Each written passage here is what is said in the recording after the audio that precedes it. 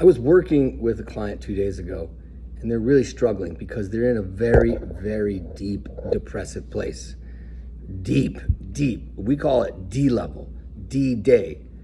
Dark, diabolical, disgusting. It's a horrible place to be. It's a place of total, I can't feel anything. I have no motivation. There's no purpose in being here. I don't know why I should live at all. It's a dangerous place too. It's another D, dangerous. So really what they're struggling with is why bother? The why bother trap is hard in and of itself. Like just the person's having a hard day and we have the why bother trap. The why bother trap makes us think, why should we try again? Why should we start over? There's no point. It's useless. That's a very dangerous spiritual trap. Now, what I'd like to bring up about him is that he does have, C days, which are these kind of like difficult. I can't really do much. I can't move forwards. I can't make decisions. I can't take action. But I get these flashes of like, it does matter. And in the flashes of it does matter, it feels really impossible. So there is a yes, why bother? Yes, I should bother, but I can't. And when I can't, it's really difficult. It's really difficult. And we have to know that, will I ever really be fulfilled again? That was really his struggle. Will I ever really be fulfilled again? And this quote that we came across yesterday from the Rav, that the ultimate gift of life is when you discover your gift, and the meaning of life is when you give it away. Each of us are endowed. We are created intentionally, each unique one from the next. And in this uniqueness, we have a gift for the world. And that gift does not always look like I'm going to be the big breadwinner of $5 billion and, sponsor all the charities in the world. That's an amazing job to do that in this world. But many of us have other gifts. For example, humor. There's a fellow in our shul that's always telling good jokes, just you never expect. He comes up and says something really out of the blue and it just cracks us up. So that's an example. He has a gift, a small gift. And no one said we only have one gift. We might have many gifts. And in those, but there's usually one fundamental big gift we learn. And that's a uniqueness that people have. And that uniqueness is very, very important and special. Now, why does it matter? Because, this unique gift that we have, when we discover it, it's a great feeling.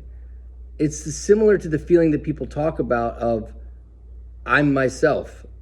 I'm now being my authentic self. I feel that I'm living as who I really am. And living as who I really am is a great feeling because we feel connected in mind, body, and soul. So when we just connected to body, then we could be very confused and our minds are all out of whack. When we connect with body and mind, then our body's connected and our mind is also adjusted and well. But that's not enough because we can still be filled with this pervasive emptiness. And this emptiness can wreck people's lives. And in fact, one of the reasons we take a three-dimensional perspective, even just in our clinic, not even outside the coaching work that we do, is that a person can have everything right. And they can go to psychologists and therapists and doctors and healing body things. And still, that doesn't matter. They have a deep, searing depression. Now, part of that deep, searing depression can sometimes be that the spiritual is empty. A person has not found their gift and they don't have spiritual nutrition. And both are necessary. We need spiritual nutrition and we need to find and do our gift. Now, that, in the wake of not having that, there's a tremendous emptiness. And finding it is the opposite of empty, is full, fulfillment. And when we feel full and fulfilled, we feel really, really good. It vibrates with such a deep sense of lighting up the inside, lighting up the outside. And the reason I'm saying this is that the story was really interesting. With this client, we talked things through and got to the place where they saw they had a gift. They don't really feel they could access it right now. And it's true, they can't really easily access it right now, but they will with God's help. And they feel almost like it's not, they have this interesting twist that it's almost not okay that they go after this gift of theirs because it's selfishly driven. Meaning what? They're smart, very smart client. They recognize that this experience of using this gift and giving this gift is selfishly delicious. Now, why that's so significant is that I wanted to highlight the point for you today in this power class that it is selfishly delicious. And I think my interpretation, you can disagree, I'd love to hear your take, is that God gave us this selfish deliciousness because it motivates us. It's like the carrot. It's like, and it is good, and it is good. And that it should compete with the delicious temptations that are toxic in this world. You know, to be ourselves, to live ourselves is one of the greatest feelings, and also is the meaning of life. So let's look over that teaching again that we're really exploring. The ultimate gift of life is when you discover your gift, and the meaning of life is when you give it away. So the discovery process, part one, we're able to get healthy, get balanced, get clear, and in that clarity, we're able to discover who we are, what we're here for, and what we can offer the world. And the meaning is the giving it away. And I want to say that these are processes, so that giving it away is also a process. I mean, the process of finding how to express it and where to express it and what I can do with it in my life and where I can send it and what I can do with it, whether it's to build a family and I have leadership abilities and I want to spread the world with a certain something through the family or an organization, or just making people happy everywhere we go. You know, that's a process. And so sometimes we can discover what we're here for, but we don't get to live it. That's painful. And this thing is, it's painful not to know. It's painful to know and not be able to do anything with it.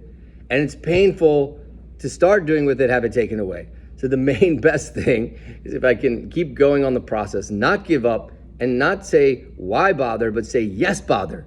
Yes, I want to bother with this. And find part one, find part two, and keep going. And we need to help each other to do that. We're each unique. We said in the name of the students of the Baal Shem Tov that don't try to be someone else. You ruin God's screenplay, script, his narration of all the parts that people are here to have in the world. So we need to find each our unique own. And one of the traps, obviously, for another time, is when we try to be someone else's. Even if it kind of seems nice at first, it won't click, it won't resonate, and it won't spiritually deeply nourish what's going on inside. We need to find our own and live it. So that's what I want to say to this client. Keep going. Don't give up. Get through the depression. Get out the other end.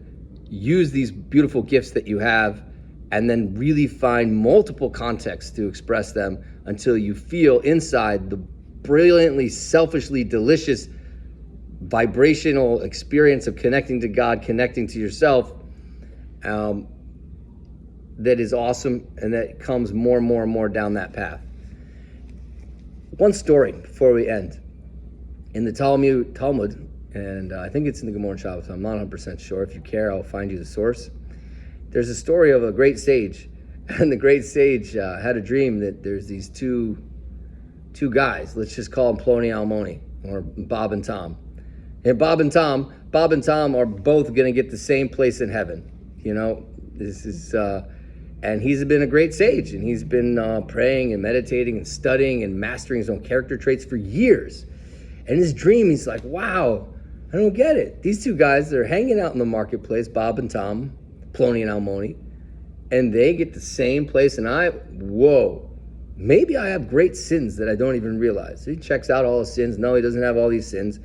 He's like, I don't know what it is. I've got to find them. So he went down to the marketplace, the one that he saw was the kind in his dream. And he said, where's Bob and Tom? Anyone know a Bob and Tom? One stall to another stall to another stall, till finally he said, oh, there's Bob and Tom. He goes up to Bob and Tom. He's like, Bob and Tom, what's up, guys? And they say, hey, what's up, Mr. Sage? How you doing? And Mr. Sage says, listen, I have understanding that you guys are very, very holy. Okay. What do you guys do special? What do you do special with your lives? And they said, nothing. We actually do nothing. We don't work.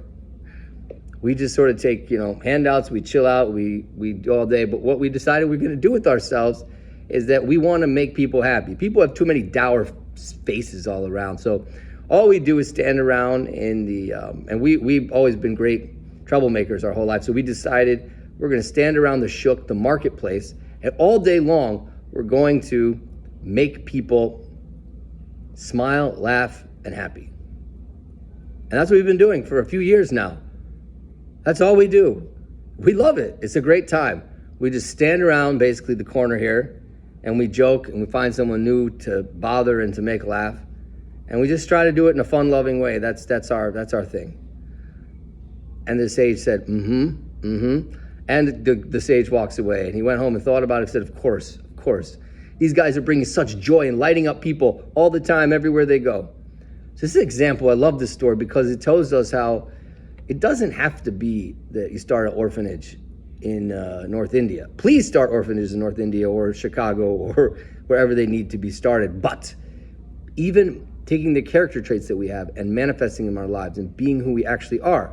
So just understand that this concept of why bother doesn't mean I have to find this greatest thing. And that's very important for all of us in our clinic and our coaching work. If we struggle with depression or with anxiety or with other emotional health or drug-related difficulties, whatever it is, that it's not have to be the greatest accomplishment known to mankind that will go down in history in the Olympic books of the world records and the Nobel Peace Prizes. If you're capable, do it, and do it with grace and kindness. So again, to summarize and to end our class for today, we have the concept of the greatest gift in life is to discover your gift, and the meaning of life is to give it away. Number 2, there's a why bother trap. And in this why bother trap, the deeper we go into depression, the more it seems, why bother? There's no point. I will never arrive anywhere. I've already screwed up too much.